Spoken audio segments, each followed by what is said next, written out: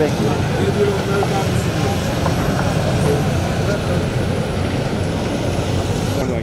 Bizim şu anda proje sahamız. Proje şeyi de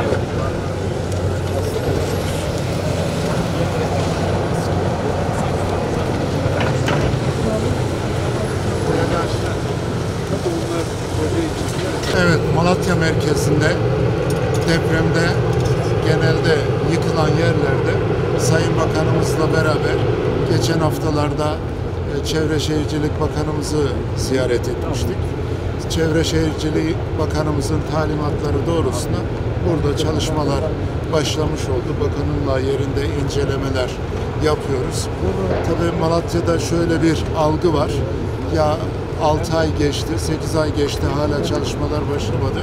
Tabii proje, etüt çalışmaları birkaç kez çalışıldı. Sonrasında nihai karar yaklaşık 15-20 gün önce verildi ve burada çalışmalar hızlı bir şekilde başladı. İnşallah kısa sürede bu çalışmalar sonuçlanacak. Malatyalılar müsterih olsunlar.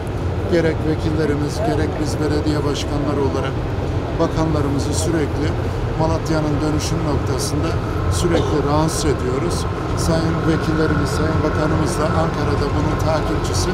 İnşallah kısa sürede bu yapılar yapılıp vatandaşlarımız özellikle ticarethane noktasında dükkanlarına kavuşmuş olacaklar. Emeği geçen başta bakanım olmak üzere herkese teşekkür ediyoruz. Büyük bir felaket yaşadı, deprem yaşadı. Bu deprem neticesinde özellikle şehir merkezimizdeki bütün ticarethanelerimiz, dükkanlarımız ağır hasarlı ve yıkıldı. Enkazları ilk günde itibaren kaldırıldı ama tabii temelleri vardı. Şimdi temellerin de kaldırılmasının ihalesi valilikçe yapıldı. Bir yandan temeller kaldırılırken zemin inşaata hazır hale getiriliyor. Bir yandan da Çevre Şehircilik Bakanlığımıza geçtiğimiz günlerde belediye başkanlarımız ve milletvekillerimizle yapmış olduğumuz toplantıda ticarethanelerin bir an önce başlanılması kararı almıştı ve bakanımız da orada bir müteahhit firmaya gerekli talimatları ve sözleşmeleri yapma noktasında talimat verilmişti.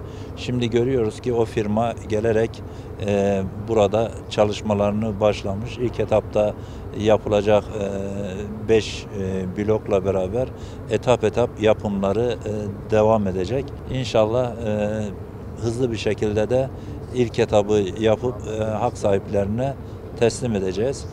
Hiç kimsenin endişesi olmasın. Belediye başkanlarımız sürekli halkın içerisinde. Bizler her hafta sonu mutlaka bütün vekillerimizle Malatya'dayız ve vatandaşlarımızın içerisindeyiz. Bir kırsal mahalledeyiz. Dolayısıyla Malatya'nın sorunlarını çözme noktasında gayret gösteriyoruz.